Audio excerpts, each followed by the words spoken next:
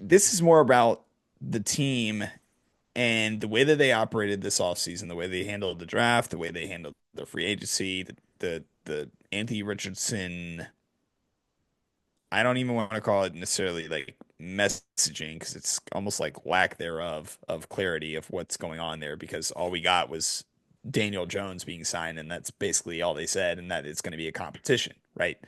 Um, but the like my whole thing about this team is I look at everything they did. I'm pretty aligned with a lot of the draft decisions, a lot of the free agency decisions, especially like improving the defensive back room is something I applaud them for. I thought that that was awesome of them to do. Um, but to me, it's where I'm asking with everything you did on the rest of the roster, it seems like they feel pretty good about where they are as a team. And I just have to ask, like, are you sure about that? Like the whole Tim Robinson mean like, and I say that because a lot of this whole plan hinges on the success of none other than Anthony Richardson, right? This is the guy that Chris Ballard, who has found that like he's kind of just survived longer than I think a lot of people thought, given Hmm. that, he kind of went for so many years the route of, okay, the 1 year quarterback, the 1 year quarterback, the 1 year quarterback, following Andrew Luck, right? And just surviving until he finally got high enough in the draft to have the chance to go and get one of these guys. They clearly commit all into a guy who is a known project that, yeah, I don't want to do the whole, um, historic background on this of like they played him right away and stuff. Everybody knows what happened, and it's probably not what they planned on doing initially, and it just happened that way. Um, so clearly there's development issues with Anthony Richardson that have happened that and health issues to add on to that have created a lot of uncertainty whether he truly is the future of the franchise that they intended him to be. Not only that, but they signed Daniel Jones to like a not nothing contract, which doesn't make this any easier. And they say that it's going to be a competition between these two guys, right? And I mean, I'm not going to. Sure, Riley Leonard got drafted. He's not part of the competition. Sorry, Riley. Um, but it's really just that big question is that you look at the team, everything seems to be in place with the different position groups. Maybe the offensive line is a little like I don't want to say shaky, but it's not as set in stone elite as it has been. Yeah. Both Will Fries and forget Ryan Kelly are gone from the team now, so there may be some uncertainty there that could also affect quarterback performance throughout the season. And you know, it's it's one of those things where I wonder if the messaging we get throughout the season regarding the quarterback competition is going to be supportive of Anthony Richardson or I just hope that they are clear and concise because I think that the less you hear about it, the more worried I am because that gives me more inclination that they are not afraid of just putting Daniel Jones in the starting quarterback role if they are just not saying anything. So I really feel like when I say, are you sure about that? I kind of need them to throughout this offseason say, yeah, we're sure Anthony Richardson is the guy. And Daniel Jones is kind of here because Anthony Richardson got hurt and we don't want to suck whenever he's out. That would be fine. If they just come out and say that, that's fine. I don't think they are going to, which really scares me from a franchise building standpoint because a lot of the franchise the roster structuring is built off the fact that the quarterback is going to be at least average play Right. and consistently on the field, which has not been something that Anthony Richardson has shown us thus far. So the award is really focused more about like the messaging we get about the quarterback competition and how that is going to affect. Really, I would not be shocked if we get after we get to the end of the year if they really mishandle the way that this quarterback competition goes during the summer and mishandle the way that they push the narrative about Anthony Richardson because a lot of the way that we're going to feel about it is going to be dictated by the way that they handle this. And if they mismanage it, we're gonna get to a point where at the end of the season, Steichen could be gone, Ballard could be gone, and it's just Richardson's probably traded at that point at some point in the offseason next season, and then you're just right back at a point where you're pre. I don't even want to say pre. I don't want to be negative, but like I don't remember the Colts being like outright bad for a long time, and I think that while I think the defense probably has a floor, I think there's a world in where if it just doesn't happen this year, the offense could just fall off a cliff for a while. Hate to break it to you, Peyton.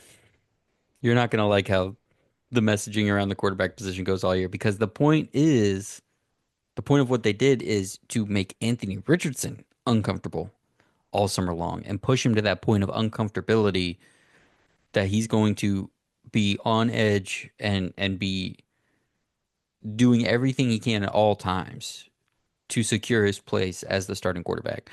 Mike Tomlin says comfortable with the uncomfortable, right? That's where they're forcing Anthony Richardson to be. They're forcing him. It's let me think of another comic book Feel movie name. like I It's probably should have Ryan renamed this Reynolds. to like the Salty Pastoon Award, where it's like, are There's a you good tough one. enough versus like Weenie Hut Jr. There's a good one. It's Deadpool in the box in the first movie where they're just on the edge of the lowest amount of oxygen his body can take and survive.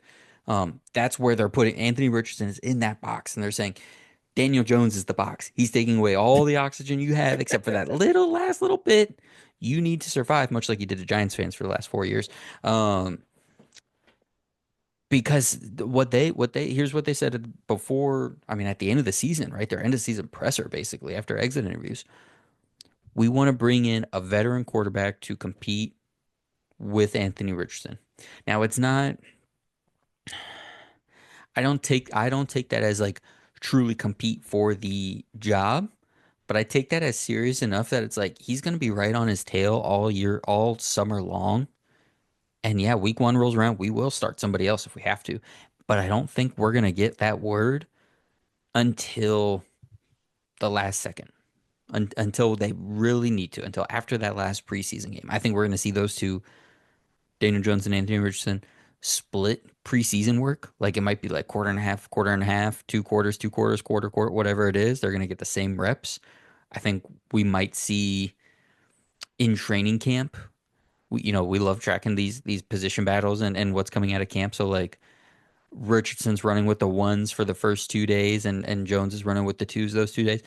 But then on Wednesday, Jones does half the reps with the first team, which then we'll get lots of like tap out at the goal line jokes on Twitter, and that'll be Yeah. fun. Um, I think they're gonna present this thing as a real competition with the intent of like we want Richardson to win it, but we will not make him the starter unless he really actually. It's not that he has to overcome Daniel Jones to beat him, but it's he needs to keep him off. He needs to keep him back to solidify his place. He needs to kind of regain the trust in that locker room, both from the coaches and the players, that like this is our guy. Because yeah, if you go into camp and Daniel Jones is just better than Richardson, and like Jones is first one in, last one out, and Richardson's not doing those sorts of things, which I say because the rumors were like, what were people saying? It was or sources were saying that it was like he wasn't taking on all the responsibilities of someone that understood he was the franchise Right, quarterback, right. right? It wasn't Like that he was the doing the anything the whole wrong, but it was just leadership like thing of it. Yeah.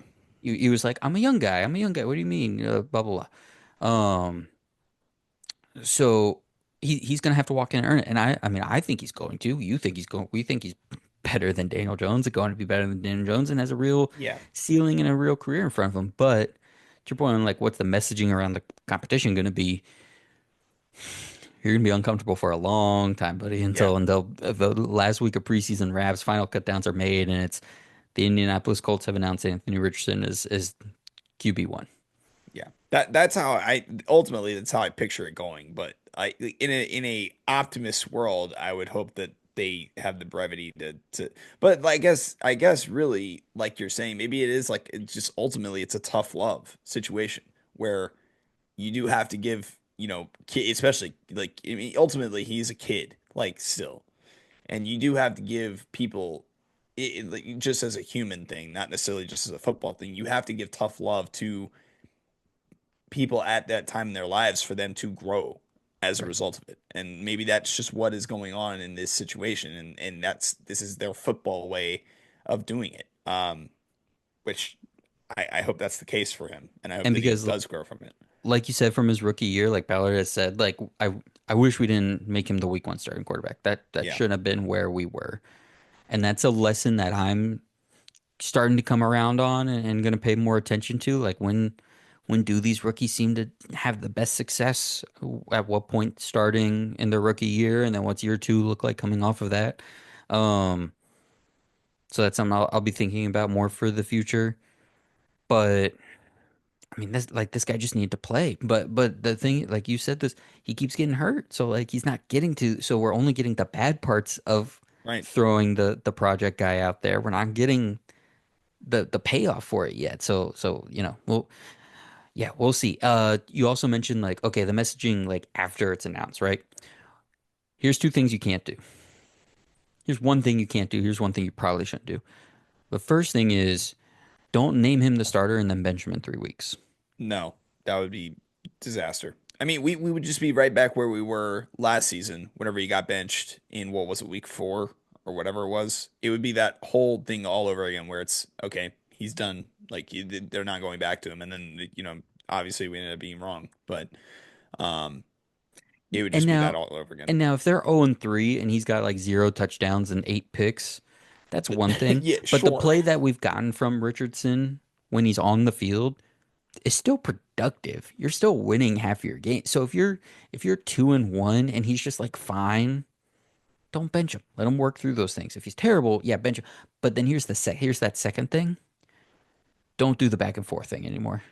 Like I hate when teams do that. I absolutely hate it. And until a team and maybe the Panthers are going to be the best the test case that we come back to in terms of like young guy really struggling, bench him for a few weeks, put him back in after he's gotten to like kind of settle back in. They're the only team that's done that so far successfully. We'll see what Bryce Young looks like here this year, but he was clearly better after the benching, right? Mhm. But the Colts and Richardson like don't give me any confidence that they're going to do that adequately. So like if you bench him, that's it's done. It's done. So like take calls at the trade deadline, take calls in the offseason, and then like kind of a 2B. If Daniel Jones wins the job, try like trade him at cutdowns. Like Yeah, honestly. just Yeah, be just be done with it. here's the one thing that is a little different with the Carol, which is kind of like an obvious thing, but with the Carolina and the yo-yo thing, like if the difference is that it was Andy Dalton who you were yo-yoing with, who's a guy that's towards the end of his career, just kind of gonna play out these next few years to just kind of coast a little bit. Mhm. I'm not trying to like downplay. I'm sure he wants to He, win he's in games and he's in a everything. new role, a new phase of his career. Daniel Jones is quite literally fighting for like his future in the NFL in every capacity He's of at a the word. crossroads of I Yeah, can still be a franchise correct. starting quarterback versus I'm now an Andy Dalton. I am now Correct. a career backup. Correct. A very different kind of dynamic between the two quarterbacks that we talked about. So, Very true. that's probably the only like additional note I'll say regarding this, but ultimately how the wording and the like the discussion that we get out of camp and going into the next month or so regarding the whole AR versus dimes thing is going to be fascinating.